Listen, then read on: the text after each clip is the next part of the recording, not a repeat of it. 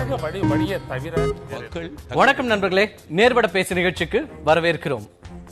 உயர்நீதிமன்றங்களில் 478 இடங்கள், நீதிபதிகளுக்கான இடங்கள் காலியாக இருக்கின்றன. கிட்டத்தட்ட 44% இடங்களை காலியாக இருக்கின்றன என்கிற ஒரு கருத்தை நேற்றைக்கு உச்சநீதிமன்றம் தெரிவித்திருக்கிறது. ஒரு வழக்கு சார்பாக விசாரணை வந்தபோது அதோடு சேர்ந்து இத்தனை இடங்கள் காலியாக இருப்பதால் பல்வேறு வழக்குகள் உயர்நீதிமன்றங்களில் மட்டும் கிட்டத்தட்ட 40 லட்சம் வழக்குகள் தேங்கியுள்ளன.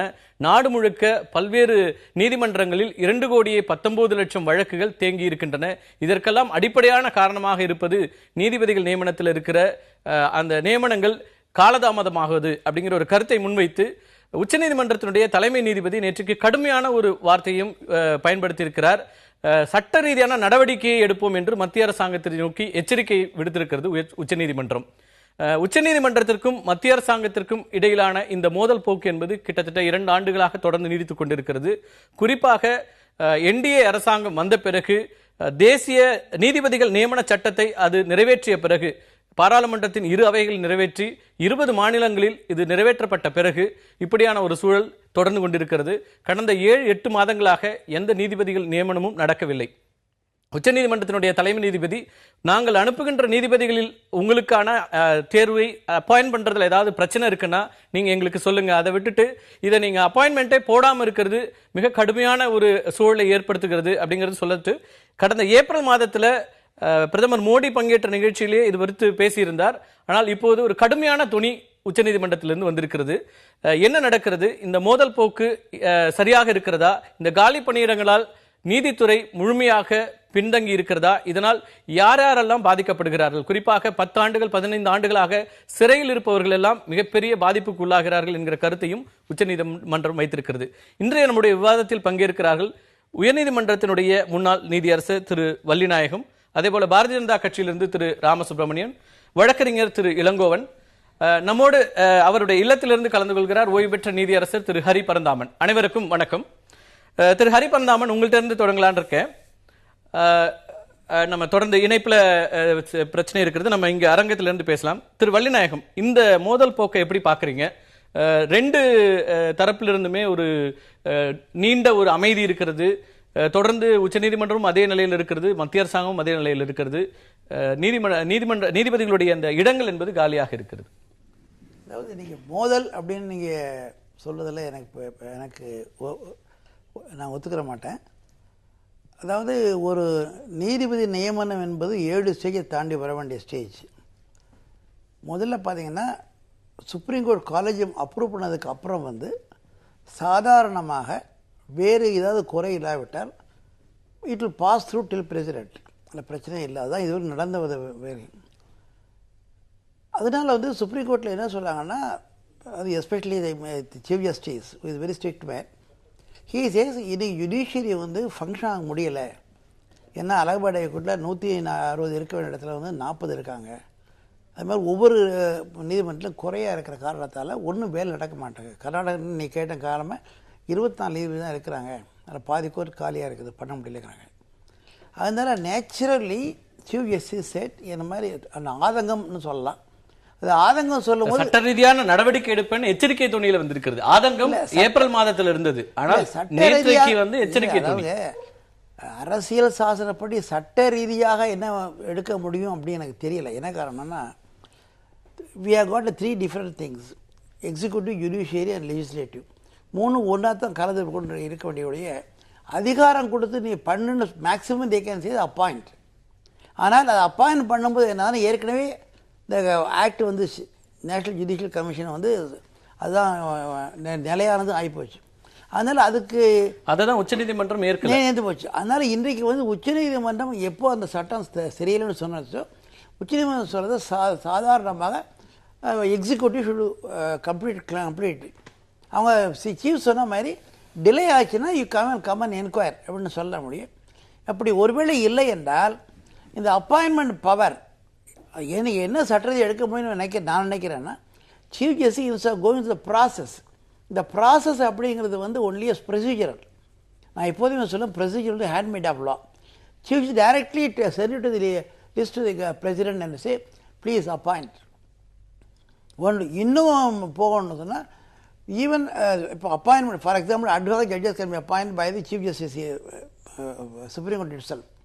Maybe procedurally the appointment should be signed by the President. அந்த நிலையை எவ்வாறு தீர்ப்பது என்பது அடுத்த கட்டமாக இருக்கலாம். நிச்சயமாக அவருடைய ஆதங்கத்தினால கண்டிப்பாக பண்ணுங்க, இல்லைன்னா நிலை விபரீதமாகிட்டு இருக்குது அப்படின்னு சொல்லியிருக்காருன்னு நினைக்கிறேன் நான். இல்லை, இப்படியான ஒரு முரண்பட்ட ஒரு நிலை அப்படிங்கிறது நீடிச்சுக்கிட்டே இருக்கிறது சரியா இருக்குமா? இல்லை, நீடிக்கிறதுன்னு சொல்ல மாட்டேன். என்ன காரணம்னா, இப்போது சேக் ஃபார் எக்ஸாம்பிள், பழைய சீஃப் ஜஸ்டிஸ் சொல்லியிருக்காரு, வென் தத்துவ வாஸ் தேர், கர்நாடக நீதிமன்றத்தில் லிஸ்ட் அனுப்ப சொல்கிறாங்க. லிஸ்ட் அனுப்பப்படவே இல்லை. இதுபோல் பல்வேறு இடத்துல வந்து லிஸ்ட், மெட்ராஸ் ஹைகோர்ட்டில் லிஸ்ட் அனுப்புது, இங்கே போகும்போது தப்பு அப்படின்னு அங்கே போய் இது பண்ணிட்டுருக்காங்க. இந்த நிலையெல்லாம் தாண்டி ஒரு லிஸ்ட்டு வரும்பொழுது அது தாமதம் எப்படி ஏற்படுதுன்னு கேட்டிங்கன்னா, ஹைகோர்ட் லெவலில் வரக்கூடிய லிஸ்ட்டு வந்து சுப்ரீம் கோர்ட் போகுது. when supreme court finalizes it, I don't think anybody else can interfere and say no to anybody unless otherwise. இப்போ 2-3 கேஸ் எடுத்திங்கன்னா, பிரசிடெண்ட் ஒரு கேஸில் வந்து நம்ம தமிழ்நாட்டு கேஸ்லேயே இது வந்து ஒரு கட்சி அடிப்படையிலே நியமிக்கப்பட்டவர்னு சொல்லி ரிமூவ் பண்ணியிருக்காரு. அதே மாதிரி பஞ்சாபில் ஒருத்தர் எடுத்துட்டிங்கன்னா, லிஸ்ட்டு போயிடுச்சு, அதுக்கப்புறம் அவர் மீது ஒரு வழக்கு இருக்குது, அவர் வந்து தண்டிக்கப்பட்டவர் சொல்ல ரிமூவ் பண்ணிட்டாங்க. இது மாதிரி கல்கட்டாவில் ஒரு கேஸு, அது மாதிரி stray case here and there. Otherwise when the collegium decides whether good or bad, you have got to appoint them. அது வந்து கான்ஸ்டியூஷனல் மேண்டேட் நான் சொல்லுவேன், following the supreme court earlier rulings. அதை வந்து மீறுதல் இருக்கும்போது நேச்சுரலாக வந்து it may amount contempt of court அப்படிங்கிற அளவுக்கு சீஃப் ஜஸ்டிஸ் ஃபீல் பண்ணியிருக்கலாம். உங்களை பொறுத்த வரைக்கும் இப்போ நீதிபதிகள் அடங்கிய அந்த குழுவாக இருக்கிற கொலிஜியமோட சிஸ்டம் அது அப்பாயின்ட் பண்றது சரின்னு நினைக்கிறீங்களா, அல்லது இப்போ புதிய நீதிபதிகள் நியமன சட்டம் கொண்டு வந்த பிறகு இதுல அரசாங்கத்துடைய பங்கு தான் வரும் நேரடியாக, அதுதான் உச்சநீதிமன்றம் ஏற்க மறுக்குது? நான் முதல்ல சொல்லிட்டு இருக்கிறேன், நீதிபதிகள் நியமனத்தில் அரசாங்கத்தின் பங்கு இந்த ஆக்ட் வர்றதுக்கு முன்னாலேயே இருக்குது. இப்போ சொன்ன பார்த்தீங்களா, அதாவது லா மினிஸ்ட்ரியோ ஹோம் மினிஸ்ட்ரியோ பிஎம் ஆஃபீஸோ ஆர் பிரசிடென்ட்டோ can remove a name. Only thing is they will tell the supreme court இது நல்லா நடந்தது, இது அக்ரி முடிஞ்சு போச்சு. இதில் இது வந்து யாருக்கும் தனிப்பட்ட முறையில் பவர், நீதிபதிகள் தேர்ந்தெடுக்கிறதுல அவங்களோட பங்கு இருக்காதுல்ல. இதில் கொலிஜியம் செலக்ட் பண்ணும், அதை ஏற்கிறதா இல்லையாங்கிறதா அரசாங்கம் முடிவு பண்ணும் இப்ப இருக்கிற சிஸ்டம்ல. ஆமா, எப்போதுமே அதான் சிஸ்டம். என்ன ஒரு பவர் சொன்னா கொலிஜியம் சிஸ்டம் வந்த பிறகு தானே இது வருது. ஆமா, 90s பிறகு தானே இது வருது, அதுக்கு முன்னாடி அப்படி இல்ல. அதுக்கு முன்னாடி கிடையாது. அதுக்கு முன்னாடி சொல்லப்போ நாங்க ரெக்கமெண்ட் நம்ம தொடர்ந்து பேசலாம். உங்களை பொறுத்த வரைக்கும் கொலிஜியம் சிஸ்டம் தான் சரியா இருக்கும் அப்படின்றீங்க. ஏற்கனவே அரசாங்கத்துக்கான ஒரே ஒரு நிலை என்னன்னா, ஏதாவது ஒரு சிஸ்டம் வேணும், ஆல்டர்னேட்டிவ் சிஸ்டம் ஏதாவது வரைக்கும். If you go on finding fault with everything, then we will never end the game. நம்ம பேசலாம். திரு இளங்கோவன், இந்த சிக்கலை எப்படி பார்க்கறது? இது வந்து மோதல் இல்ல, இது ஒரு சாதாரணமான இயல்பாக இருக்கிற ஒரு பிரச்சனை தான். சர்ச்சைகள் இருக்கிறது, இங்க இதை சரி பண்றதுல ஒரு காலதாமதமாகிறது அப்படிங்கிற ஒரு கருத்தை திரு வள்ளிநாயகம் வைக்கிறாங்க. ஆனால் இதனால பாதிப்புகள் பல்வேறு இடங்கள்ல இருந்து வருது இல்லையா? அடிப்படையிலேருந்து ஆரம்பிப்போம்.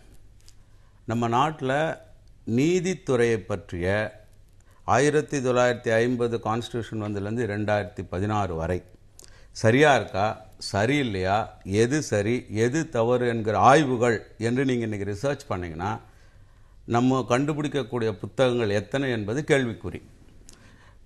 இப்போது 1993 கொலிஜியம் சரின்னு சுப்ரீம் கோர்ட் தனக்குத்தானே கண்டுபிடிக்குது. இது நாள் வரை இருந்தது அரசு அமைப்பு சட்டத்திற்கு முரணானது என்று தன்னிடம் மட்டுமே வழக்கு நடத்தக்கூடிய ஒரு குறிப்பிட்ட அசோசியேஷனுடைய வழக்கை இந்திய அளவிலான பொதுநல வழக்கு என்று வைத்துக்கொண்டு ஒரு தீர்ப்பை கொடுத்தாங்க. அதுதான் கொலிஜியம். அப்போ அதற்கு முன்னாடி 1950 அந்த 93 வரை ரிட்டையர் ஆன ஐயா வள்ளிநாயகம் போன்ற அல்லது ஹரி பரந்தாமன் இருக்கார் இல்லைங்களா, அவரை போன்ற யாராவது இந்த அப்பாயின்மெண்ட் சிஸ்டம் இஸ் ராங் அப்படின்னு ஒரே ஒரு புத்தகம் இருக்கான்னு பார்க்கணும். இல்லை நம்முடைய சட்ட பல்கலைக்கழகங்களோ சட்ட கல்லூரிகளோ ஒரு ஆய்வு நடத்தியிருக்கானா? இல்லை. அப்போ என்ன நடக்குது? 90க்கு முன்ன ஒரு இந்தியா, 90க்கு பிறகு ஒரு இந்தியா. உங்களுக்கு நல்லா தெரியும், 1990 மே 21 ராஜீவ்காந்தி கொல்லப்படுகிறார். அந்த தேதியில் நரசிம்மராவ் பிரைம் மினிஸ்டர் கேண்டிடேட்டோ எம்பி கேண்டிடேட்டோ இல்லை. ஆனால் அதற்கு முன்னாடி காங்கிரஸ் கட்சி ஒரு மேனிஃபெஸ்டோவை கொண்டு தான் அந்த தேர்தல் நடக்குது.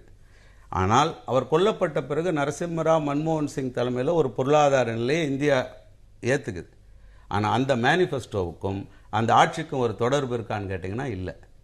அதன் பிறகு வித்தின் 2 இயர்ஸில் உங்களுக்கு 93 இப்படி ஒன்று வருது. ஆக இந்த போக்கு என்ன அப்படின்னு பார்த்தீங்கன்னா, இந்தியா மக்கள் கொடுத்த கான்ஸ்டிடியூஷனை விட்டு இப்போது கார்ப்பரேஷன் மக்கள் மாதிரி சாதாரண மக்கள் கொடுத்த கான்ஸ்டிடியூஷனை விட்டு 91க்கு பிறகு வந்த ஸ்டேக் ஹோல்டர்ஸ் கார்ப்பரேஷன் இன்ட்ரெஸ்டில் இது நடக்குது.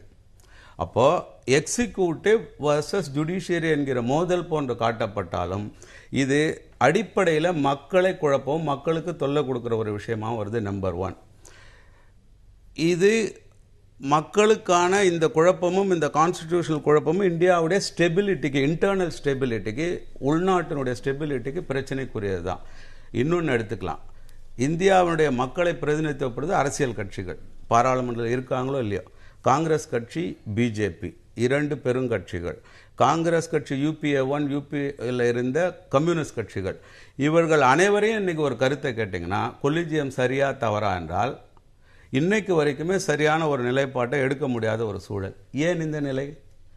நீதித்துறை நீங்கள் பப்ளிக்காக உங்களை மாதிரி பத்திரிகையாளர்களோ இல்லை ஊடகத்திலையோ கோர்ட்னா கோயில் மாதிரி அப்படிங்கிற ஒரு வாசனம். ஏன் அப்படி? அது ஒரு தூண், இந்த கட்டிடத்தினுடைய ஒரு தூண். ஒரு தூணை அசிங்கமாக பேசலாம், லெஜிஸ்லேச்சரை பொறுக்கி ரவுடி இப்படிப்பட்டவங்க எம்எல்ஏ வர்றாங்கன்னு, அல்லது எக்ஸிக்யூட்டிவ் ஊழல் செய்கிறாங்க பிரைம் மினிஸ்டர்னு என்ன வேணாலும் செய்யலாம். ஆனால் நீதித்துறையை மட்டும் தொடவே கூடாது என்றால் அந்த நாட்டில் இப்படித்தான் இருக்கும். ஸோ ஏன் இந்த நிலை அப்படின்றத சாதாரண மக்களை பார்க்கும்போது குழப்பமாக தான் இருக்கும். நீதித்துறைக்கு எக்ஸிக்யூட்டிவாக மோதலான்னா ஒருவேளை ஷேடோ ஃபைட்டாகவும் இருக்கலாம். ஆனால் டிஸ்போஸ் பண்ண முடியாத காரணத்தையும் மற்றதையும் சொன்னீங்கன்னா, இப்போ இன்னைக்கு சென்னை எடுத்துக்கோங்க. இப்போ உங்களை பொறுத்த வரைக்கும் தேசிய நீதிபதிகள் ஆணைய அந்த நியமன சட்டம் அப்படிங்கிறது தான் சரியா இருக்கும் அப்படிங்கிறீங்களா? கொலிஜியம் வேண்டாம் அப்படிங்கிற ஒரு நிலை? கொலிஜியம் வேண்டாம் என்பதில் நிரந்தரமான ஆம்னு நான் சொல்லுவேன். ஏன்னா அது ஒரு அரிஸ்டோக்ரசி போன்ற, நீங்கள் ஜனநாயகத்தை பார்த்தீங்கன்னா மன்னர்கிட்ட அதை பத்தி விரிவா பேசலாம், நம்ம விரிவா பேச வேண்டியிருக்கு. அந்த நியமனம் எப்படி நடக்குது, அதுல இருக்கிற சிக்கல்களை பத்தி பேச வேண்டியிருக்கிறது. ஆனா இன்னைக்கு அதுக்காக இப்ப நம்ம திரும்ப இவங்க எம்ஓபி கொண்டு வராங்க, இது குறித்த பிரச்சனைகள் போயிட்டு இருக்கு. உச்சநீதிமன்றம் என்ன சொல்லுதுன்னா, அதுக்குள்ள ஒரு தீர்வு வரட்டும், அது வரைக்கும் இதை நீங்க காலியாவே வச்சிட்டு இருப்பீங்களா பணியிடங்களை அப்படிங்கிற கேள்வி எழுப்புறதுல இருக்கிற நியாயங்களை பார்க்க வேண்டாமா? அதுதான் சொல்ல வரேன். இப்போ காலி இடங்கள் மட்டுமேனா ஒரு சின்ன உதாரணம். இந்த காலி இடங்கள் பற்றி முன்ன சீஃப் ஜஸ்டிஸ் பேசும்பொழுது கூட ஒரு ரயில்வே பணியாளர் சொன்னார், எல்லா துறைகளிலும் இந்தியாவில் காலி இடங்கள் உள்ளன, ஆசிரியர் பணிகளில் கூட இருக்கு. இருந்தாலும் ஒரு ஆசிரியர் இன்னொரு 25 மாணவனுக்கு கிளாஸ் எடுக்கிறார், ஓவர் டைம் பண்ணுறார். நாங்கள்லாம் அரசு பள்ளியில் மாலை 5:30 மணிக்கு மேலே ஆசிரியர்களுடைய ஓவர் டைமில் படித்து வந்தவங்க தான். ஆனால் நீதிபதிகள் அவ்வாறு இல்லை என்றால் ஏன்? காலி இடங்கள் இருக்கட்டும், டிஸ்போசலுக்கான முடியாமல் தன்மைக்கு காரணம் என்ன? இன்னைக்கு சென்னை உயர்நீதிமன்றத்தில் எடுத்துக்கோங்க, நம்ம இந்திய தலைமை நீதிபதி சொன்னதுக்கு நேர்மாறான ஒரு விஷயத்தை சொல்லலாம். 13 ஆண்டுகள் ஒருத்தன் சிறையில் வாடுறான் நீதிபதி இல்லாமல்னு சொல்றார். ஆனால் இங்கே 13 மாதம் கூட இல்லாமல் 2016 மேல்முறையீடு செய்யப்பட்ட கிரிமினல் வழக்குகள் லிஸ்ட்டில் வந்துடுச்சு. ஸோ இட் டிபெண்ட்ஸ் அப்பான் யார் செய்கிறாங்கன்றதை ஒட்டி, யாருடைய திறன் அப்படிங்கிறத ஒட்டி இருக்கு. ஆக நீங்கள் தேர்ந்தெடுக்கக்கூடிய நீதிபதிகள் ஒரு வழக்கை எப்படி பார்த்து, எப்படி புரிஞ்சுட்டு, எப்படி தீர்ப்பளிக்கிறாங்கன்னு இருக்கு. இது ஒன்று. நடைமுறை வழக்கில் ஏன் தேங்குது? ஒரு வழக்கை போட்ட உடனே அந்த வழக்கை 15 நாள் கழித்து, 1 மாதம் கழித்து, 9 மாதம் கழிச்சுன்னு சொல்கிறோம். ஆனால் அந்த வழக்கு இறுதி விசாரணைக்கு ஒரு 10 நாளில் முடிக்கலாம். ஆனால் அந்த சிஸ்டத்துக்கு நீதிமன்றம் வருவதே இல்லை. ஃபைனல் டிஸ்போசல் பண்ணக்கூடிய மென்டாலிட்டி, மைண்ட் செட், ஒரு மனநிலை பல நீதிபதிகளுக்கு இல்லை. ஏன்னா அந்த திறன் இல்லைன்னு தான் நான் சொல்லுவேன். நேர்மையாக சொல்லக்கூடிய தமிழகத்தை பொறுத்த வரைக்கும் தேங்கி இருக்கிற வழக்குகளோட எண்ணிக்கை ரிலேட்டிவ்லி குறைவா இருக்கு. மற்ற நீதிமன்றங்களை விட நான் சொன்னது 13 ஆண்டுகள் சிறைக்கு ஒரு வழக்கு. தொடர்ந்து பேசுவோம், மற்றவங்களுடைய கருத்தையும் கேட்டுக்கலாம்.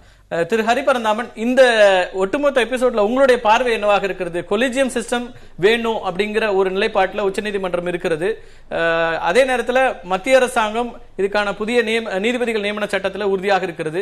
இதனால் இந்த காலதாமதம் என்பது நீதிபதிகள் நியமனத்தில் பெரிய அளவுக்கு இருக்கு. 44% நீதிபதிகள் பணியிடங்கள் காலியா இருக்கு. இதனால நிறைய வழக்குகள் தேங்குதுன்னு ஒரு கடுமையான நிலைப்பாட்டை நேற்றுக்கு உச்சநீதிமன்றம் எடுத்திருக்கிறது.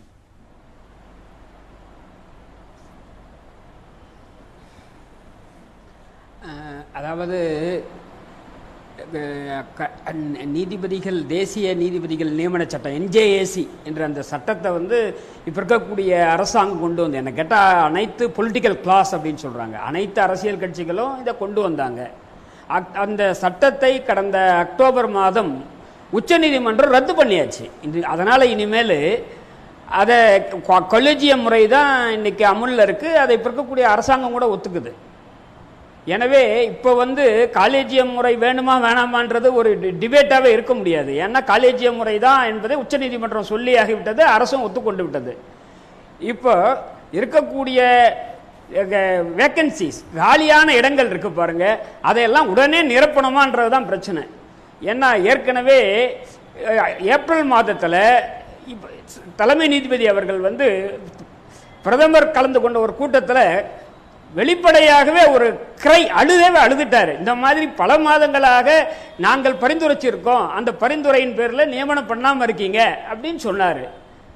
அப்படி இருந்தவர் இந்த முறை 4 மாதம் ஆயிடுச்சு. இப்போ அவர் ஏப்ரலுக்கு அடுத்து, அதனால மொத்தம் 8 மாதம் ஆகுது. நீதிபதி நியமனங்கள் நடக்காம இருக்கு. எனவே அவர் நேற்று ஒரு கடுமையாக அதை சொல்லியிருக்கார். நீங்க என்ன நீதிமன்றத்தை முடக்க நினைக்கிறீர்களா? அப்படி என்றால் நாங்கள் அமைதியாக இருக்க மாட்டோம், நாங்களும் செயல்படுவோம். கான்ஃபரன்டேஷன் என்ற வார்த்தையை கூட பயன்படுத்தி இருக்கிறார். ஏன்னா இன்னைக்கு அவருக்கு அழுது பார்த்தார். இப்போது அவர் சட்டப்படி நடவடிக்கை எடுப்போம் என்று சொல்லுகிறார். அதற்கு பலன் கிடைத்திருப்பதாக நான் கருதுகிறேன். இன்றைய பத்திரிகையிலேயே சட்ட அமைச்சர் சொல்லியிருக்காரு, நாங்கள் உடனே பண்றோம் சொல்றாரு. இதை முன்னாடியே பண்ணோம். ஏன் இப்போ கூட ஒரு கால வரையறைக்குள்ளார இப்போ நவீன யுகம், இப்போ பார்த்தீங்கன்னா எல்லாம் என்னென்ன நவீனமாக வந்துடுது, உடனடியாக இப்போ அதை செயல்படுத்தலாம். ஜிஎஸ்டிலாம் அதான சொல்றாங்க, ஃபாஸ்ட் ட்ராக்ன்றாங்க. அதே மாதிரி இதுவும் ஃபாஸ்டா ஒரு உயர்நீதிமன்றம் நீதிபதிகள் பட்டியல் கொடுக்குறாங்க அப்படின்னா நீதிபதிகள் ஒரு உயர்நீதிமன்றம் 3 நீதிபதிகள், தலைமை நீதிபதி மற்ற 2 நீதிபதிகளும் கொடுக்குறாங்க. அதை போறதை உச்ச நீதிமன்றத்தில் கூடிய தலைமை நீதிபதி மற்ற 4 மூத்த நீதிபதிகள் 5 பேர் பரிசீலனை பண்ணி மத்திய அரசுக்கு அனுப்புறாங்க. அனுப்பினால் அதை 1 மாதத்தில் பண்ணக்கூடாதா? அதான் கிட்டத்தட்ட எல்லோரும் கேட்கறது. இப்போ 478 நீதிபதி பணியிடங்கள் காலி எடுப்பது சரியா? ஏன்னா 40 லட்சம் வழக்குகள் தேங்கி இருக்கும் போது நீதிமன்றத்தை முடக்கும் செயலா இல்ல மூட வேண்டும் என்று நினைக்கிறீர்களா என்று நேற்று கோவப்பட்டு கேட்கிறாரு தலைமை நீதிபதி. முதல்ல அழுத அப்படி என்ன சட்டப்பூர்வமான நடவடிக்கை எடுக்க முடியும் அப்படிங்கிற கேள்வியை திரு வள்ளிநாயகம் பண்றவங்க எழுப்புறாங்க. உச்சநீதிமன்றத்தினால சட்டப்பூர்வமா அப்படி ஏதாவது நடவடிக்கை எடுக்க முடியுமா மத்திய அரசாங்கத்துக்கு எதிராக? அவர் இப்ப சட்டப்பூர்வமான நடவடிக்கைகளுக்கும் நாங்க தயங்க மாட்டோம் அப்படிங்கிறாரு. இல்ல, நிச்சயமா எடுக்க முடியும். இன்னைக்கு அதை தலைமை நீதிபதியே சொல்லியிருக்காரு. நாங்கள் ஒரு ஜுடிஷியல் ஆர்டர், ஒரு நீதிமன்றத்தின் மூலமாக ஒரு உத்தரவை போட வேண்டிய நிர்பந்தத்திற்கு உள்ளாக்காதீர்கள். அப்படி ஒரு நிலைமை வந்தால் கார்னர் புஷிங் அஸ் டு கார்னர்னா அந்த கான்ஃபரன்டேஷனுக்கும் நாங்கள் தயார் என்ற முறை என்ற சொல்லியிருக்கார். சொன்ன உடனே நேற்றே நம்முடைய சட்ட அமைச்சர் அவர்கள் இல்ல நாங்க எல்லாத்தையும் உடனே போட்டுறோம்னு சொல்லியிருக்காரு. அதுக்கு ஒரு பலன் கிடைச்சிருக்கு. நேற்று தலைமை நீதிபதியினுடைய இந்த கோபத்திற்கு பதில் கிடைத்திருப்பதாக கருதுகிறேன். இப்போதாவது உடனே பண்ண நினைக்கிறேன். ஏன்னா அப்போ நம்முடைய பிரதம மந்திரி அவர்கள் ஏப்ரல்ல சொன்னப்பவே இந்த காலத்துக்குள்ள பண்ணியிருக்கணும். குறைஞ்சபட்சம் இந்த நேற்று தலைமை நீதிபதி சொன்னதுக்கு அப்புறம் நேற்று நம்முடைய சட்ட அமைச்சர் சொல்லியிருக்காரு, இனிமேலாச்சும் உடனடியாக நியமனங்கள் நடக்கணும் அப்படின்றது தான். ஏன்னா பல வழக்குகள் இன்னைக்கு தேங்கி கிடக்கு. உதாரணத்துக்கு நம்முடைய சகோதரர் வள்ளிநாயகம் கூட இருக்கார், அவருக்கும் தெரியும். 2002 நீங்க ரிட்டையர் ஆன ஹைகோர்ட் ஜட்ஜஸ் எல்லாம் 1 ரேங்க் 1 பென்ஷன்றதுக்காக எங்களுக்கெல்லாம் பென்ஷன் முறையான பென்ஷன் கொடுக்கறது இல்லை போட்டாங்க. அது 12 வருஷம் ஆச்சு அது முடியறதுக்கு. உயர்நீதிமன்ற நீதிபதிகள் நிலையே அதான். இப்போ 12 வருஷம் ஆகி 2014 31/3/2014 நீதிபதி திரு சதாசிவம் அவர்கள் தான் கொடுக்கணும்னு போட்டாரு. ஆனால் இன்று வரையில் இன்னும் கொடுத்த பாடாக இல்லை. 2 வருஷம் பொறுத்து சட்டம் கொண்டு வந்தாங்க, சட்டத்தை இன்னும் அமல்படுத்திக்கிட்டு இருக்காங்க.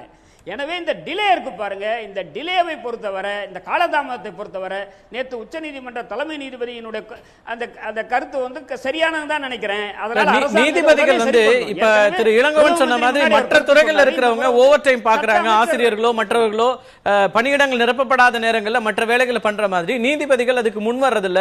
இப்ப சென்னை உயர்நீதிமன்றத்துல டிஸ்போசல் அதிகமா இருக்கு, ஆனால் மற்ற உயர்நீதிமன்றங்கள்ல அந்த அளவுக்கு இல்ல. அப்ப இது நீதிபதிகளுடைய வேலைகளை பொறுத்து இருக்குல்ல, அவங்களுடைய வில் பவர், அவங்க இதை முடிக்கணுங்கிற அந்த ஆர்வத்தோட எவ்வளவு பேர் இருக்காங்கிற கேள்வியும் எழுப்புதில்ல.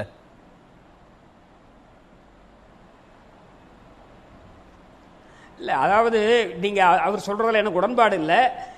பல நீதிபதிகள் நானே எடுத்துக்கிட்டா காலைல 9 மணிக்கு போய் உட்கார்ந்துருக்கேன், மாலையில் 5, 5:30, 6, 7, ஒரு சில நீதிபதிகள் ராத்திரி 11 வரைக்கும் உட்கார்ந்த நாட்கள்லாம் கூட உண்டு.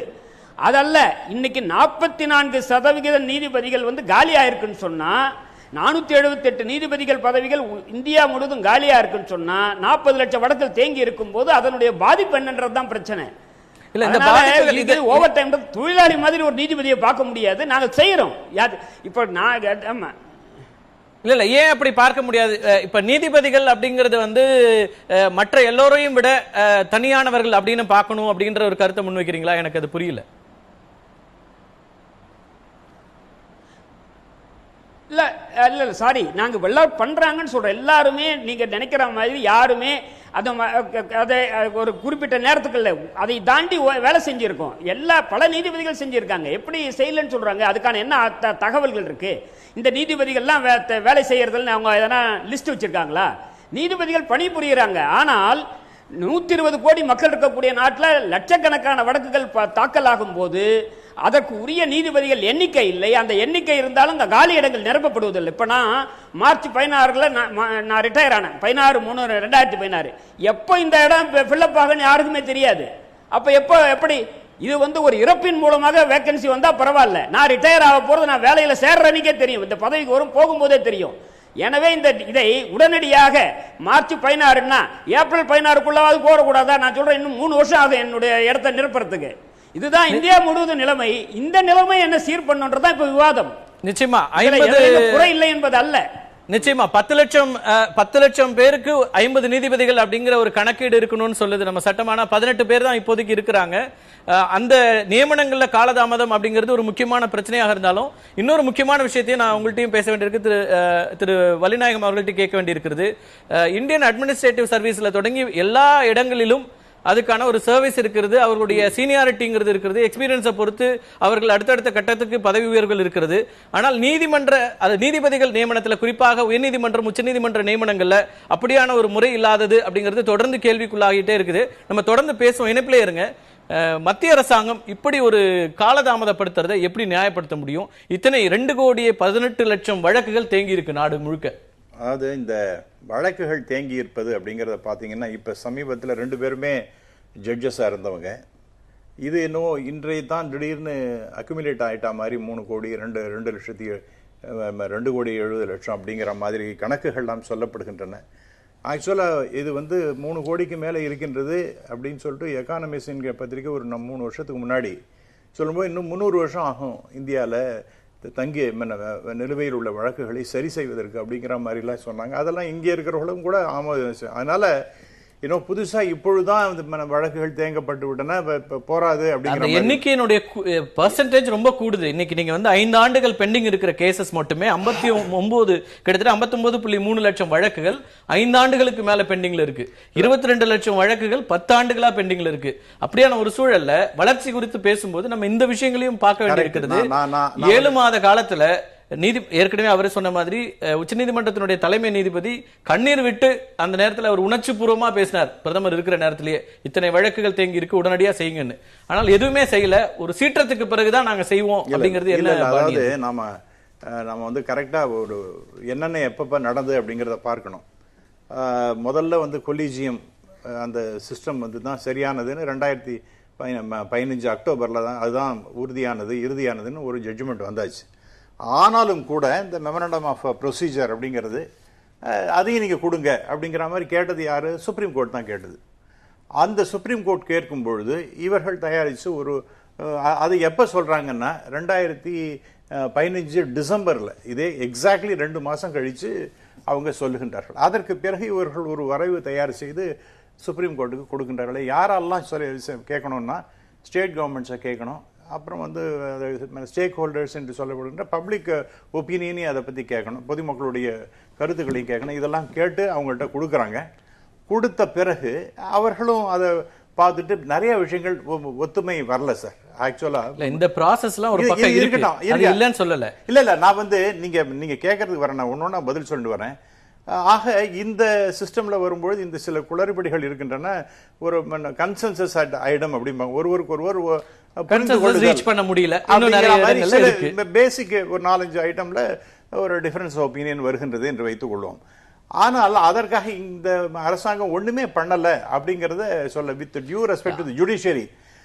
இப்ப நம்முடைய சீஃப் ஜஸ்டிஸ் என்ன சொல்றாரு, உங்களுக்கு பிரச்சனைகள் இருக்கு, எம்ஓபில இன்னும் நம்ம தீர்க்கப்பட வேண்டிய விஷயங்கள் இருக்கட்டும், நாங்க அனுப்பிச்ச 75 ரெக்கமெண்டேஷன்ஸ்ல உங்களுக்கு ஏதாவது பிரச்சனை இருக்கு, இது சரியில்லைன்னு சொன்னா திருப்பி எங்களுக்கு அனுப்புங்க, நாங்க வேற ரெக்கமெண்டேஷன் கொடுக்கிறோம். ஆனா அது மேல அப்படியே உட்கார்ந்து இருக்கிறதுங்கிறது நீதிமன்றங்களை மதிக்கிறதுக்கு ஆகுமா அப்படிங்கிறது இல்ல. அதுதான் திரு ரவிசங்கர் பிரசாத் அவர் அவருடைய பல பத்திரிகைகள் பேட்டிகள்லாம் இப்ப நேத்திக்காக வந்த பேச்சில் ஜூலைல ஏப்ரல்ல பற்றியெல்லாம் இதை பற்றியெல்லாம் பேச்செல்லாம் வந்தது. அப்ப என்ன சொல்கின்றார் என்றால், இன்னும் சீஃப் ஜஸ்டிஸ் வீட்டுக்கே போய் இத்தகைய பிரச்சனைகள் இருக்குன்னு என்னென்ன காரணங்களால நிறைய பேர் நிரப்ப முடியவில்லை, அவர்கள் மீது வரக்கூடிய சில விஷயங்களை பற்றி கவனமாக மனதிலே பதிவு கொள்ளணும். அதுல சொல்லும்போது ஒரு விஷயத்தை ரொம்ப தெளிவா சொல்றாரு. இந்த எம்ஓபி அப்படிங்கிற மாதிரி மெமரண்டம் ஆஃப் ப்ரொசீஜர், அந்த ஹோல் ப்ராசஸை கம்ப்ளீட் பண்ணணும் அப்படின்னா, நீங்க அது கொலீஜியம் இவங்கள பேர்லாம் ரெக்கமெண்ட் பண்றாங்க அப்படின்னு சொன்னா அது ஸ்டேட் கவர்மெண்ட்ட கேட்கணும், இன்டெலிஜென்ஸ் பியூரோவை கேட்கணும், அப்புறம் இது கேளுங்க, இதுக்கு எவ்வளவு நாள் ஆகும் அப்படிங்கறதையும் அவர் சொல்லி இருக்கின்றார். அதாவது கிட்டத்தட்ட ஒரு 6 மாசத்துக்கு மேல இவங்களெல்லாம் நம்ம எல்லாரையும் போய், ஏன்னா நிறைய பேர் பார்க்கும் பொழுது இன்னைக்கு திரு ஹரிபரந்தாமன் குறிப்பிட்ட ஒரு விஷயத்தை அதையும் சேர்த்து நீங்க பதில் சொல்லலாம்னு சொல்ல. திரு ஹரிபரந்தாமன் கரெக்டா குறிப்பிட்டாரு. அவருடைய ரிட்டையர்மெண்ட்ங்கிறது எப்போங்கிறது அவர் பதவி ஏற்கும் போதே தெரியுது. அப்போ அதுக்கு முன்னதாகவே இதுக்கு தயாராக முடியும். அவர் ரிட்டையர்ட் ஆனது மார்ச்ல, இதற்கு பிறகு அவருக்கு முன்னாடியே ரிட்டையர்ட் ஆனவங்களுடைய போஸ்ட் இன்னும் வேக்கண்டா இருக்கு சென்னை உயர்நீதிமன்றத்தில். இதே போல பல உயர்நீதிமன்றங்கள் இருக்கிறது. இந்த நியமனங்கள்ல என்னவாக செய்யப்படணும், அவங்களுடைய பேக்ரவுண்ட் செக் பண்றது, இதெல்லாம் எப்பவுமே நடக்கிற ப்ரொசீஜர். ஐபி பண்ற செக் இதெல்லாம் புதுசு இல்ல. அவங்க ரிப்போர்ட் அனுப்புவாங்க. நீங்க இப்ப முதல்ல ஒரு புள்ளிவிவரத்தை சொன்னீங்க, 18 பேர் தான் 10 லட்சம் பேருக்கு இருக்காங்க, ஐடியல் சிச்சுவேஷன் 50 பேர் இருக்கணுங்கிற மாதிரி சொன்னீங்க. ஆக்சுவலா 1987 இதை ஒரு ரிப்போர்ட் என்ன சொல்றதுன்னா, அப்ப வெறும் 10 பேர் தான் இருந்தாங்க. அதனால இப்ப கொஞ்சம் கொஞ்சமா இம்ப்ரூவ் தான் ஆயிட்டு இருக்கு. அதனால இது போருமா போராதாங்கிறது டெஃபினட்டா போராதுங்கிறது அரசாங்கம் சொல்கின்ற இன்னொரு முக்கியமான விஷயம். என்னென்ன நிறைய இன்னும் அதை பத்தி பேச வேண்டியிருக்கு. பட் ஒரே ஒரு சில விஷயங்களை நான் புள்ளி விவரங்கள் நான் சொல்ல வேண்டி இருக்கிறது. ஒண்ணு, அந்த 6 மாசத்துக்கு அந்த ப்ராசஸ் ஆகும் அப்படிங்கறத பத்தி அவர் சொல்லி இருக்கின்றார். அப்புறம் இரண்டாவதாக, இது இன்னைக்கா தான் சொன்னதாக இல்லை, ரவிசங்கர் பிரசாத் அவருடைய வீட்டுக்கு போய் பேசினார் என்பதெல்லாம் நான் குறிப்பிட்டேன். இல்ல இல்ல இல்ல அது உங்களுக்கு அவர் இன்னைக்கு அழுதார, இன்னைக்கு சுப்ரீம் கோர்ட்ல பேசினார் அப்படிங்கிறதுக்கு பிறகு நீங்க இதெல்லாம் டிஸ்கஸ் பண்றீங்க. ஆனால் அந்த பின்னாடி நடக்கூடிய சமாச்சாரங்களை நமக்கு அப்பப்ப தெரியுமா அப்படிங்கிறது நமக்கு அவங்க லெவல்ல தெரியல. அதுல 250 அதெல்லாம் கன்வின்ஸ் ஆயிருந்தா சிஜே இப்படி ஒரு கடுமையான நிலைப்பாட்டை எடுத்திருக்க மாட்டாங்க. அதாவது நடந்திருந்தாலும் கூட ஒரு செகண்ட் மை டியர் ஃப்ரெண்ட், நான் ஒரு சில விஷயம் 52 ஃப்ரெஷ் அப்பாயின்மெண்ட்ஸ் ஜட்ஜஸ் நடந்திருக்கின்றது. 112 additional judges have been given extension. அதெல்லாம் செய்திருக்கின்றோம். புதிதாக 52 பேர் பண்ணியிருக்காங்க. இப்போ 112 பேர் ஜட்ஜஸ் எக்ஸ்டென்ஷன் ஆஃப் டைமும் கொடுத்துருக்காங்க. அப்புறம் ப்ரொபோசல் ஆஃப் அந்த இதெல்லாம் பார்க்கும்பொழுது 250 ஹைகோர்ட் ஜட்ஜஸ் அதெல்லாம் கிளியர் பண்ணியாச்சு, வேரியஸ் லெவலில் கிளியர் பண்ணி that is being sent to the Supreme Court அப்படிங்கிறது சொல்லி இருக்கின்றார்கள். ஆக இந்த ப்ரொசீஜர் இதெல்லாம் ஃபாலோ பண்ணணும்னா யூ ஹாவ் டு அக்செப்ட், இதுக்கெல்லாம் டைம் தான் ஆகும் அப்படிங்கறத ஒண்ணு ஏத்துக்கணும். இன்னும் சில விஷயங்கள் சொல்ல வேண்டிய தொடர்ந்து பேசலாம். ஒரு சின்ன பிரேக் எடுத்துட்டு வருவோம், பேசலாம். ரொம்ப குறிப்பாக நீதிபதிகள் நியமனத்துல பல்வேறு விஷயங்கள் கேள்விக்குள்ளாக்கப்படுகின்றன. யாரெல்லாம் இப்ப இருக்கிற சிஸ்டத்துல என்ன பிரச்சனை இருக்கிற அப்படிங்கிற கேள்வியும் எழுப்பப்படுகிறது. அது குறித்து எல்லாம் ஒரு சிறிய இடைவேளைக்கு பிறகு தொடர்ந்து பேசுவோம். திரு ஹரிபரந்தாமன், நம்ம இடைவேளைக்கு முன்னாடி பேசும்போது ஒரு முக்கியமான விஷயமாக நீதிபதிகள் நியமனம்ங்கிறது கொலிஜியம் தான் அப்படிங்கிறது இப்ப நடைமுறையில் இருக்கு. நீங்க சொன்ன மாதிரி ஒரு சட்டம் கொண்டு வந்த பிறகு அந்த சட்டம் செல்லாதுன்னு சொன்ன உடனே இப்ப நடைமுறையில் இருக்கிறது கொலிஜியம் தான். ஆனா இந்த கொலிஜியம் சிஸ்டம்ங்கிறது ஒரு ஓப்பனா இல்ல, நியமனங்கள்ல ஒரு வெளிப்படைத்தன்மை குறைவாக இருக்கிறது அப்படிங்கிற கருத்து தொடர்ந்து முன்வைக்கப்பட்டுட்டே இருக்கு. இதுல அதோடு சேர்ந்து சென்ட்ரல் கவர்மெண்ட் இந்த மெமரண்டம் ஆஃப் ப்ரொசீஜர்ல சில விஷயங்கள்ல முரண்படுறோம் அப்படிங்கிறாங்க. இதுக்கெல்லாம் எதுதான் சரியா இருக்கும்? இந்த கொலிஜியம் முறை இப்போது இருக்கிற மாதிரியே இருக்கிறதுல உங்களுக்கு உடன்பாடா?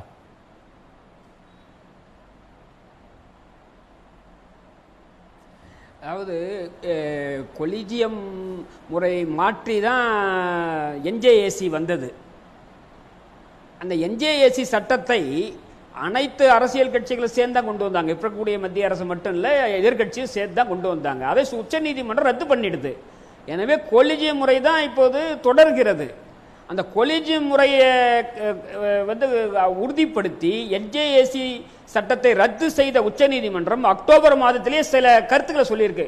கொலிஜியம் சிஸ்டத்தில் சில குறைபாடுகள் இருக்கிறது, அதை நிவர்த்தி செய்யலாம், இதை இன்னும் மோர் டிரான்ஸ்பரண்ட் ஆக்கலாம், அதுக்கு தான் எம்ஓபி போடலாம் அப்படின்றதுக்காக டிசம்பர்ல எம்ஓபி சொல்றாங்க.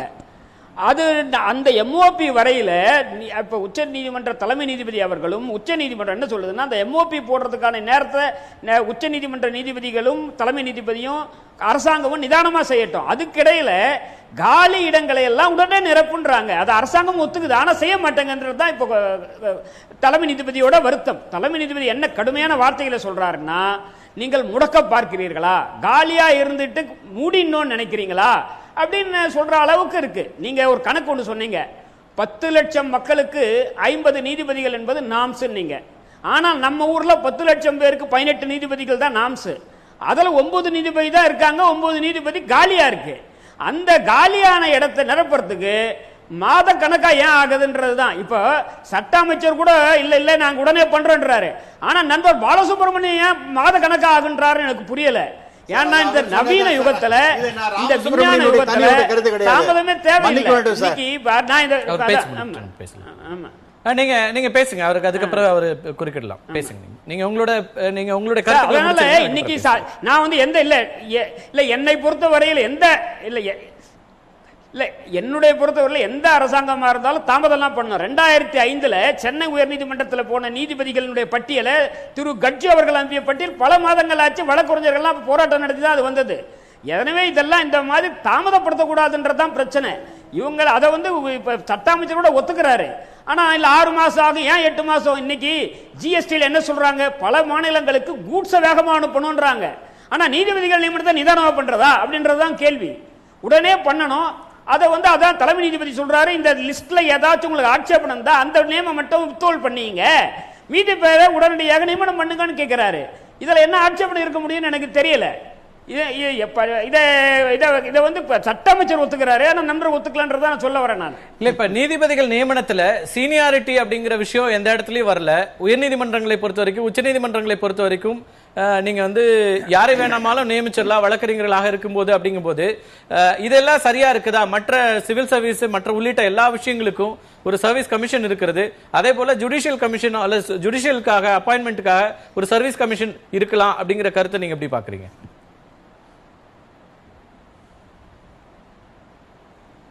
இல்ல, அதாவது உச்ச நீதிமன்றம் தவிர உயர்நீதிமன்றம் உச்ச நீதிமன்றம் தவிர மீதிக்கெல்லாம் அப்படித்தான் நியமனம் நடக்குது, கீழமை நீதிமன்றங்கள்லாம். உயர்நீதிமன்றத்தையும் உச்ச நீதிமன்றத்தை பொறுத்தவரையில் இந்த கொலேஜியம் முறைக்கு முன்னால கூட இதே முறைதான் இருந்தது. இதுக்கு முன்னாடி என்னன்னா, உச்ச நீதிமன்றம் சொல்லுவதை மத்திய அரசு நினைத்தால் அவங்க சொல்லுவது இறுதி என்பது இருந்ததுக்கு பதிலாக இப்ப உச்ச நீதிமன்றம் சொல்லுவதுதான் இறுதி ஆயிருக்கு. அதுதானே தவிர அதே முறைதான் இப்போதும் தொடர்ந்து நடக்குது. இல்ல, பல்வேறு சட்ட திருத்தங்களை நம்ம பண்ணிருக்கோம். சுதந்திரத்துக்கு பிறகு பல நூற்றுக்கணக்கான சட்ட திருத்தங்கள் செய்திருக்கிறோம். அப்படி சில விஷயங்கள் சரியா இருக்கு, மாறுதலுக்கு உட்படுத்த வேண்டும் அப்படின்னு நினைச்சா இதுலயும் மாற்றங்கள் கொண்டு வரலாம்ல. ஒரு ப்ராக்ரசிவா நிறைய தாட்ஸ் வர்ற நேரங்கள்ல இந்த மாதிரியான விஷயங்கள் வெளிப்படை தன்மை அப்படிங்கிறதுல இது ஒரு முக்கியமான ஒரு கோரிக்கையாவும் இருக்குல்ல.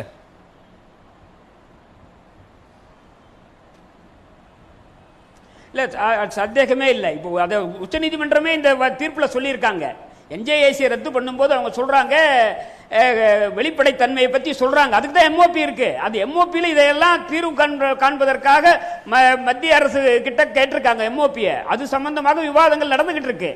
அதுக்கிடையில வரக்கூடிய காலி இடங்களை நிரப்புவதுதான் இப்ப சர்ச்சை. அதனால எம்ஓபி வந்த ஒரு பாடு இந்த டிரான்ஸ்பரன்சி நான் கேட்க எல்லா இடங்கள்லயுமே இந்த வெளிப்படைத்தன்மை வந்து இன்னைக்கு கேள்விக்கூடிய நீதிமன்றம் மட்டுமல்ல, எல்லா இடங்கள்லயுமே இருக்கு. இப்பதான் கொஞ்சம் கொஞ்சமான ரைட் இன்ஃபர்மேஷன் ஆக்ட் எப்போ வருது நமக்கு.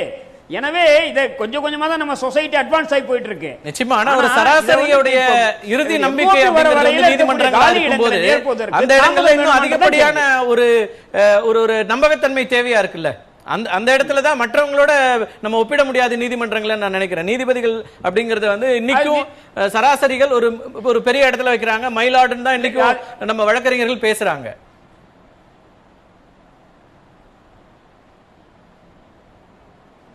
நிச்சயமாக நாம இதுல பல முன்னேற்றங்கள் வேணும். இந்த கொலேஜியம் முறையிலும் டிரான்ஸ்பரன்சி வேணும்.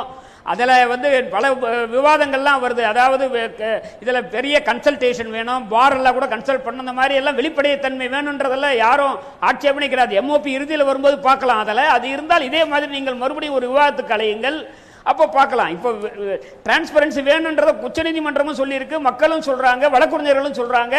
அதை எந்த அளவுக்கு டிரான்ஸ்பரன்சியில் முன்னேற்றம் இருக்கு அப்படின்றத வந்து பார்க்கணும். இதில் இப்போது இருக்கக்கூடிய முறையில் ஒரு திருப்தி இல்லை என்பதை எல்லாரும் உணர்றாங்க. ஆனால் இருக்கிறதுல காலியாகிற இடத்துல ஏற்கனவே இப்போது பரிந்துரைக்கப்பட்டதை ஏன் வந்து 8 மாசமா நிக்க வச்சிருக்காங்கன்றதுதான் கேள்வி. உச்ச நீதிமன்ற தலைமை நீதிபதி கேட்கிற எங்க இருக்கு இங்க ஃபைல்னு கேட்கிறாரு.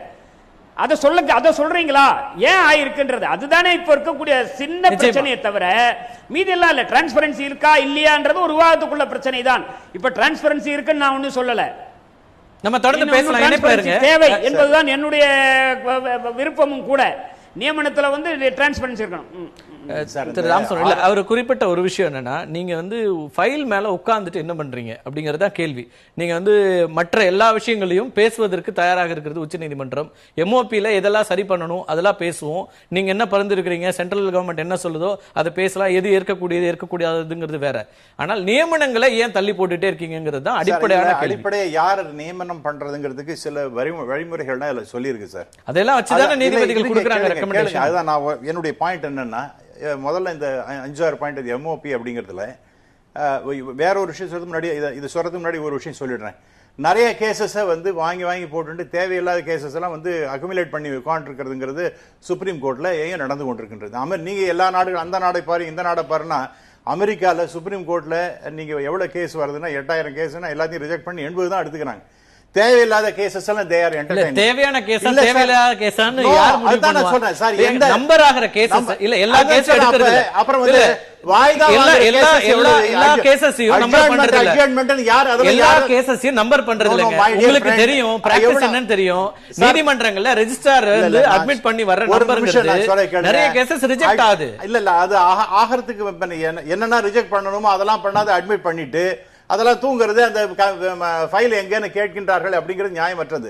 இரண்டாவதாக இங்க இருக்கிற கேசஸே பெண்டிங்கா இருக்கிறதுனா பல கேசஸ் வந்து அட்ஜெட்மெண்ட் கொடுத்துட்டு இருக்காங்களே, அது எந்த விதத்துல நியாயங்கிறத நான் கேட்கிறேன். நீங்க வந்து யாரை வேணாலும் அப்பாயிண்ட் பண்ணலாம், எனக்கு ஆள் தான் வேணும் அப்படின்னு சொன்னா something is better than nothing. யாரோ ஒரு ஜட்ஜா போடலாம் அப்படின்னு சொன்னா nothing is better than nonsense என்னுடைய அபிப்பிராயம். இல்ல இவ்வளவு பெரிய ஒரு இன்ஸ்டிடியூஷன், ஒரு சென்ட்ரல் கவர்மெண்ட்டுக்கு இருக்கிற இவ்வளவு பவர்ஸ்ல இவ்வளவு இதுல உங்களால நீதிபதிகளை செலக்ட் பண்ண முடியாது, எங்களால கிராஸ் செக் பண்றதுக்கு இவ்வளவு நேரம் ஆகுதுன்னு சொல்றது ஒரு அரசாங்கத்தினுடைய இயலாமை அப்படிங்கிற மாதிரி. அது ஒன்றே அர்த்தம் இல்ல சார். ஸ்டேட் கவர்மெண்ட் நீங்க கேட்டாகணும். ஸ்டேட் கவர்மெண்ட் அவங்களுடைய பதிலாம் என்னன்னு நீங்க தெரிஞ்சுக்கணும். ஹைகோர்ட்டினுடைய இதெல்லாம் நடைமுறையில் இருக்கிறது, இவ்வளவு காலமா இருக்கிற நடைமுறை. இதெல்லாம் உங்களால கேட்டு வருவதற்காகத்தான் நீங்க இந்த இன்டெலிஜென்ஸ் இதெல்லாம் சொல்றதுதான் 6 மாசம் சொன்னது. இது என்னுடைய கற்பனையில வந்து செய்தி அல்ல. இதை அவர் மினிஸ்டர் லா மினிஸ்டர் சொல்லி இருக்கிறதா. ரெண்டு நீதிபதிகள் இன்னைக்கு கடுமையாக பேசினார் தான் சொல்றாங்களே ஒழிய, தயவுசெய்து நீங்க சுப்ரீம் கவர்மெண்ட்ட போய் வாட் இஸ் ஸ்டாண்ட் தயவுசெய்து நீங்க கேளுங்கன்னு சொல்லிட்டு சொலிசிட்டர் ஜெனரல் அவர் அப்படியும் பணிவாகவும் கேட்டிருக்காங்க. அப்படிங்கிறது நான் பதிவு பண்றேன். இன்னும் நாளைக்கே கேஸ் போடுவாங்க அது அப்படிங்கிற மாதிரி. With due respect to judiciary I want to say all this. அப்புறம் முக்கியமான சில விஷயங்கள் டேக் லீகல் ஆக்ஷன் அப்படிங்கறத சொல்றாங்க. அதை சொல்லிட்டு அதுக்கப்புறம் கடைசியில சொன்னதையும் பாருங்க. 13ஆம் தேதி செப்டம்பருக்கு வரும்போது அவங்க என்ன சொன்னாங்கிறதுல தான் இருக்கீங்களே தவிர நியமனங்களுக்குள்ள நான் சொல்லிடுறேன். சீனியாரிட்டி அவங்க என்ன சொல்றாங்கன்னா, சீனியாரிட்டி எல்லாம் நாங்க பார்க்க மாட்டோம், மெரிட் அண்ட் இன்டெகிரிட்டி அவங்களோட நேர்மையானவர்களா இருக்கணும், மெரிட் இருக்கணும். அப்ப சீனியாரிட்டி எஸ் இருந்தாலும் கூட இதை தான் நான் பார்ப்பேன். இவங்க என்ன சொல்றாங்கன்னா, ஏன்னா ஆல்ரெடி நாம பல நேரத்தில் பார்க்கும்பொழுது இந்த சீனியாரிட்டியும் எடுத்துக்கணும். இந்திரா காந்தி பீரியட்ல 3 ஜட்ஜஸ் சூப்பர்சைட் பண்ணிட்டு ஒரு ஜூனியர் வந்து சுப்ரீம் கோர்ட் சீஃப் ஜஸ்டிஸா கொண்டு வந்துட்டாங்க, ஏஎன் ரே. ஆகவே இப்படிப்பட்ட நமக்கு நடந்தது சில உதாரணங்கள் இருக்கு. நீங்க இங்க உயர்நீதிமன்றத்துல தலைமை நீதிபதியாக கூட இல்லாம உடனடியாக உச்ச நீதிமன்றத்துக்கு போய் தலைமை நீதிபதியாக வரைக்கும் இது ஒரு விஷயம். இது எங்கெல்லாம் பாயிண்ட்ஸ் ஆஃப் கான்ஃபிளிக்ட் வரும்போது சீனியாரிட்டினா எஸ் சீனியாரிட்டி இருக்கணும். பிரச்சனை இந்த கான்ஃபரன்சேஷன் இருக்கட்டும், ஆனால் அது வந்து காலி பணியிடங்களை நிரப்புவதில் என்ன பிரச்சனை அது பேசிட்டு இருக்கிறோம். போன் ஆஃப் கன்டென்ஷன் என்னன்னா முக்கியமானது யாரை வேணாலும் அப்பாயிண்ட் பண்றதுக்கிட்ட அவங்க வந்து அவங்களுடைய பேக்ரவுண்ட் அவங்க செக்யூரிட்டிக்கு அச்சத்தை தருகின்ற வகையில இருக்குமா? உச்சநீதிமன்றத்தினுடைய கொலிஜியம் கொடுக்கிறது இதெல்லாம் கவனிக்காம கொடுக்குது. அவங்களுக்கு தெரியாது. ஏன் சொல்லுகின்றேன் என்றால் அவங்களுக்கு வந்து கமிட்டி கிடையாது, யாரு அட்வைஸ் பண்றதுக்கு ஆள் கிடையாது. நம்ம வள்ளிநாயகம் அவர்கள்ட்ட நீங்க கேட்டீங்கன்னா அவரை நிச்சயமா சொல்லுவார். அடுத்து அவங்கள்ட்ட ப்ராப்பர் செக்ரட்டரியேட் கிடையாது. யாரு இன்புட்ஸ் கொடுக்கிறது? இவ்வளவு நாட்களாக நியமிக்கப்பட்ட நீதிபதிகள் எல்லாம் இல்ல இவ்வளவு நாட்களாக நியமிக்கப்பட்ட நீதிபதிகள் எல்லாம் இப்ப நீங்க சொல்றீங்கல்ல இப்ப இருக்கிற எக்ஸிஸ்டிங் சிஸ்டம் இப்ப இருக்கிற எக்ஸிஸ்டிங் சிஸ்டம் கொலிஜியம் சிஸ்டம் அதுலதான் ஐபில இருந்து வெரிஃபை பண்றாங்க, அதுல இருந்து தான் ஸ்டேட் கவர்மெண்டோட இது கேக்குறாங்க. இதெல்லாம் நடைமுறையில் இருக்கும்போது இதுவரைக்கும் வந்திருக்கிற நீதிபதிகள் சரியா தான் வந்திருக்காங்க. Again I want to say with due respect to the judiciary, Markandeya கட்ஜுவன் சொல்லுங்க 50% judges are corrupt. Corruption is different from anti nationals. நீங்க அது புரியல. நீங்க சொல்ற செக்யூரிட்டி த்ரெட்டையும் கரப்ஷனையும் ஒரே நேரத்துல இல்ல நீங்க ஆன்டி நேஷனலாவும் இருக்கலாம். நேரம் ரொம்ப குறைவா இருக்கு. எல்லாரும் கரப்ஷன் இல்லாம இருக்கலாம், பட் ஆன்டி நேஷனலா இருந்தாங்கன்னா அவங்கள ஜட்ஜஸ் அப்பாயிண்ட் பண்ண முடியாதுங்கறத மத்திய அரசு இத சொல்லி இருக்கு இந்த எம்ஓபில. இத நாங்க அக்செப்ட் பண்ணிக்க மாட்டேன்றாங்க. தேக்கம் அதுக்கு வந்துடுறேன். தேக்கத்தை குறைக்கிறதுக்கு 1996 இன்னைக்கு 2016 வரைக்கும் ஆல்டர்னேட் டிஸ்பியூட் ரெசல்யூஷன் என்கிற ஆர்பிட்ரேஷன், மீடியேஷன், கன்சிலியேஷனை நம்ம நாடு கொண்டு வந்திருக்கு. இதே ஜட்ஜஸ் அதை கேம்பெயின் பண்றாங்க. பட் எனக்கு தெரிந்த அளவில் ஜுடிஷியரி இந்த வழக்குகள் மக்கள் தங்களுக்கு தேவையான கார்த்திகை செல்வன் போன்றவர் நீதிபதி மாதிரி இருந்து இது முடிப்பார், அவர்கிட்ட முடிச்சுக்கலாம் என்பதை எக்ஸ்பர்டைட் பண்ணல, விரும்பல. இரண்டாவது, ஒரு மீடியேஷன்ல ஒரு பிரச்சனை தீரும் என்றாலும் அதையும் நீதிமன்றத்தினுடைய கதவுகளுக்கு இடையிலேயே லிட்டிகேஷன் இருக்கிற அட்வொகேட்டையே வச்சு பண்ணக்கூடிய தன்மைகள்ல இருக்காங்க. ஸோ இதனால தான் பெண்டிங் என்னிட்ட கொடுத்தீங்கன்னா ஆல்டர்னேட் டிஸ்பியூட் ரெசல்யூஷனை சரி பண்ணனா இந்த 40 லட்சத்தில் 20 லட்சம் வழக்குகள் நீதிமன்றத்தில் இருக்காது. நம்பர் 1. நம்பர் 2, அவர் சொல்ற மாதிரி கொலீஜியம் மேரினம் அப்புறம் டிஸ்பியூட் இருக்கு, அது இருக்கு, இது இருக்கு, ஆமா ஒத்துக்கிறோம். So you create a system. நான் ஒரு கான்ஸ்டிடியூஷன் 1950 கொண்டு வந்துட்டேன். அதன் பிறகு அமெண்ட்மெண்ட்டுக்கு போற வரைக்கும் இருக்கிறது தான் இருக்கு. ஸோ கொலீஜியம் சரி என்றால் எம்ஓபி அதில் குறை இருக்கு அப்படிங்கிறது மிகப்பெரிய தவறு. அது அப்புறம் பார்த்துக்கலாம். இப்போ போடுனா அப்போ டிஃபெக்டிவா போடுவீங்களா? இந்த கேள்விக்கு சுப்ரீம் கோர்ட் பதில் சொல்லணும். 2, இதெல்லாம் இன்ஸ்டிடியூஷனலா நான் சொல்றது. 3வது, நிர்வாக ரீதியா நீங்க கேட்கணும், irrespective of the political thing, the question of national security is a value loaded thing. Exactly. எப்படின்னு கேட்டீங்கன்னா இன்னைக்கு கன்னியாகுமார் ஒரு விஷயத்தை பேசினா அவர் ஆன்டி நேஷனல்ன்றாங்க. நான் மாட்டுக்கறி சாப்பிட்ற விருப்பம் இருந்ததுன்னா அதை தேச விரோதங்கிறாங்க. ஸோ தேசம் என்கிற வரையறையே இந்தியாவில் மல்டி ஓரியன்ட் திங். நீங்க கேட்ட மாதிரி what ever the system is that, IP இருக்கு, ஸ்டேட் இன்டெலிஜென்ஸ் இருக்கு. இதை வச்சுதான் 1950 இருந்து இன்னைக்கு வரைக்கும் நம்ம நீதிபதிகள் கரப்ஷன் இல்லாம இருக்கலாம். ஆன்டி நேஷனலா இருந்தா அவங்கள அப்பாயின்ட் பண்ண முடியுமா? ஐபி அதையும் தானே சார் பாக்குறாங்க. ட்ராக் ரெக்கார்ட் பாக்குறாங்க. இல்ல ஒவ்வொரு நியமனத்திலையும் ட்ராக் ரெக்கார்ட் பார்த்து தட் இஸ் வாட் எக்ஸாக்ட்லி இப்போதைய நியமனத்துல திரு வள்ளிநாயகம் அவர்கள் குறிப்பிட்டது மாதிரியே இப்போதைய நியமனத்துல கொலிஜியம் ரெக்கமெண்ட் பண்ணாலும் அரசாங்கம் அதை ஏற்பதற்கும் அதை திருப்பி அனுப்புறதுக்கும் ரைட்ஸ் இருக்கு. இதுல ஒரே ஒரு உதாரணம் சொல்லல. தமிழ் மக்களுடைய அனுபவத்தில் ஒரு உதாரணம். எம்ஓபில ஏன் சார் இதெல்லாம் போட்டாங்க? இந்தியாவுக்கும் வெளியுறவு தீவிரவாதத்துக்கும் நம்ம RAW வச்சிருக்கோம். அப்போ தமிழகத்தில் பல்வேறு விதமான இலங்கை ஆயுத குழுக்கள் இருந்தன. அதுல உன்னிகிருஷ்ணன் ஒரு ஆபீசர் இருந்தார். அவர் டபுள் ஏஜென்டா இருந்தார் அப்படின்னு சொல்லிட்டு அவரை வெளியில எடுக்கு. அப்போ இன்டெலிஜென்ஸ் ஏஜென்சில கூட தேச விரோதமான ஆட்கள் இருக்கலாங்கிறது இருக்கு. இது ஒரு பாயிண்ட். ஆனா அதன் பிறகு அவர் கொடுத்தார் பாருங்க இன்புட், கார்த்திகை செல்வன் கருப்பு, இவர் சிவப்பு, இவர் வெள்ளன், அதுல இருந்து மாற்றமே வராமல் இந்தியா நடந்திருக்கு. சோ தேசம் என்பதே வரையறுக்கப்படாமல் உருவாகி கொண்டிருக்கிற தேசத்தில் அப்டிராக்டா நேஷனல் செக்யூரிட்டின்னு மத்திய அரசு சொல்ல இயலாது. அது எந்த விதத்திலும் மத்திய அரசு சொல்லணும். ஸோ இதெல்லாம் முடிச்சிட்டு வரும்போது நீதிமன்றமே இருக்காது. அதில் தான் அவர் அரிப்பறந்தாமன் சொல்றது என்னன்னா, நீதிமன்றம் என்கிற இன்ஸ்டிடியூஷன் நடக்கணும் இல்லையா? அதுக்கு நீங்க என்ன செய்ய போறீங்க? இவர் சொன்னாரு ஏற்கனவே 55 நீதிபதிகள் இருக்காங்க, அடிஷனல் போட்டிருக்காங்க. அப்போ இந்த 400ல என்ன செய்ய போறீங்க? ஆல்ரெடி கிளியர்டு சொல்லி இருக்காங்க. இல்ல ஆல்ரெடி கிளியர் ஆகல. ப்ராசஸ்ல இருக்கு. அதான் sir already cleared and clear ஆகல. சப்ஜெக்ட் என்னன்னா, நாட்டுக்கு எது இப்ப நம்ம பல இதுல வரோம், தேக்க நிலையை குறைக்க நீதிமன்றம் விரும்பவில்லை என்பதை நான் குற்றச்சாட்டாவே சொல்றேன். ஆல்டர்னேட் டிஸ்பியூட் ரெசல்யூஷன்ல அதுதான் நிலையா இருக்கா திரு வள்ளுநாயகம்? அவர் தொடர்ந்து வந்து நீதிமன்றங்களுடைய செயல்பாட்டில் இருக்கிற பிரச்சனை தான் இந்த எண்ணிக்கை கூடுவதற்கு காரணம். நிறைய வாய்தா மேல வாய்தா போயிட்டே இருக்கிறதுனால பல நூற்றுக்கணக்கான ஆயிரக்கணக்கான வழக்குகள் தேங்குகின்றன. அதாவது நம்ம வந்து இந்த என்ன சப்ஜெக்டை பேசுகிறோமோ அதுக்கு மீறி போகிறோம். ஒன்று தேக்கம் is part of the subject. அதுதானே இன்னைக்கு இவ்வளவு எதுக்கு 70 cases இவ்வளவு இருக்கு? எதுக்கு சென்னைக்கு தமிழகத்துக்கு 70 பேசட்டும். அதுதானே தேக்க நிலைக்கு தானே. தேக்க நிலை ஏற்பட்டதை தீர்ப்பதற்காகத்தான் அதிகமாக நீதிபதி வேண்டும்னு கேட்குறோம். ஆக தேக்க நிலை இருக்குன்னு நீங்கள் ஒத்துக்கிறீங்க. நீங்கள் அதிக நீதிபதி ஏன் அப்பாயின் பண்ண முடியலன்னு கேட்டால் திரு பரந்தாமன் சொல்லியது போல் யூ காட் ஏ பயோடேட்டா. இன்னும் சொல்கிற அந்த ஐபி ரிப்போர்ட்லாம் before appointment is given before the government.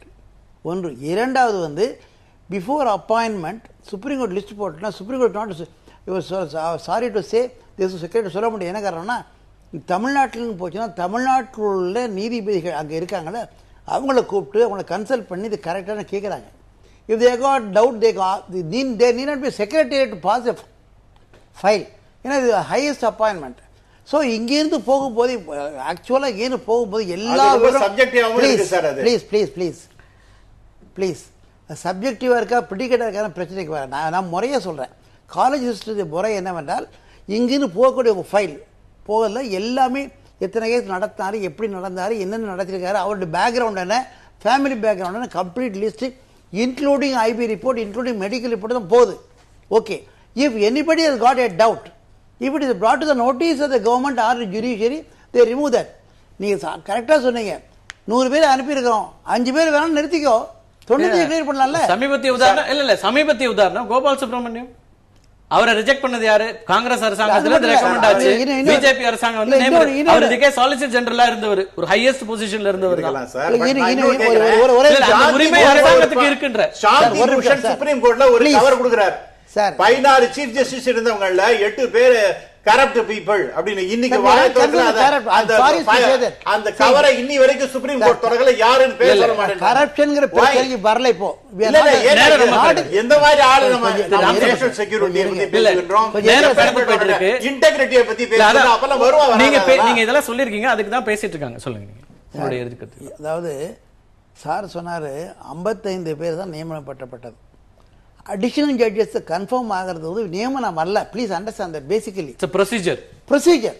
அதாவது முதல்ல அப்பாயின்மெண்ட் டெம்பரரி அப்பாயின்மெண்ட் போடுறாங்களே, அது மாதிரி 2 இயர்ஸ் அடிஷனல் ஜட்ஜாக இருந்து அவர் சரியா இல்லை என்றால் அந்த ஜட்ஜை ரிமூவ் பண்ண ரெகுலர் ப்ரொசீஜர் அல்லது ரிமூவ் பண்ணிடுவாங்க. அது நிறைய இன்சிடென்ட் இருக்கு. That is not appointment. 55 பேர் தான் அப்பாயின்ட் இருக்கு. ஒன்று. இரண்டாவது வந்து கரப்ஷன் இருக்கு, அதுக்கு அப்பாயின்மெண்ட் இருக்க போறீங்களா? இல்ல. ஆனா அதுல ஒரு வேலிட் பாயிண்ட் என்ன இருக்குன்னா, இப்ப நம்ம விஜிலன்ஸ் செல் வச்சிருக்கீங்க, விஜிலன்ஸ் செல்ல என்கொயரி நடக்குது. ஆமா ஆஃப்டர் வேஸ் தான். அங்க என்ன கேக்குறேன்னா, வெளிப்படைத்தன்மையில வர்றதுல ஒரு கேள்வி வர்றது, அதுல வந்து இதுவரைக்கும் ஈவன் இம்பீச்மெண்ட் வரைக்கும் போனவங்க கூட நடவடிக்கைங்கிறது கிடையாது, தொடர் நடவடிக்கை கிடையாது. அவங்க வந்து நீதிபதியாக இருந்து விலகிடுறாங்க. ஒரு நிமிஷம், நீங்க இன்னும் தப்பு பண்றீங்க. அதாவது 3 நிலை: subordinate judiciary and district level, high court judges and supreme court judges. Subordinate judiciary பொறுத்த மட்டும் including vigilance commission, whatever complaint is made, it is being inquired into and actions are taken, that disputes are reversed or whatever it is. One minute. அதுபோல சௌமித்ரா சென்னையை பத்தியும் சொல்லுங்க. புது விஷயம் போனா நேரா இல்ல இம்பீச்மென்ட் இல்லங்கிறதுனால கேக்குறேன். சார் தினகரன் மேல என்ன ஆக்ஷன் எடுக்கப்பட்டது? நேரம் ரொம்ப குறைவா இருக்கு. ராமசாமி என்ன? அதாவது let us have a discipline. Please don't interview when I am talking. You can talk. Please carry on. அதாவது நீ கேட்ட கேள்வி பேர் சொல்றேன். அதாவது ப்ரொசீடிங் ஃபார் டிசிப்ளின் ப்ரொசீடிங் இருக்குது. Vigilance commission is there up to subordinate judicial level. Then for high court என்ன சொல்றாங்கன்னா, there is a resolution passed Chief Justice Conference. If any high court is being targeted, please let the affidavit be filed by the advocate and also along with the client. The inquiry will be made if it is punitive judged by the Chief Justice, and action will be taken by him. A report will be sent to the Supreme Court either for transfer or taking action.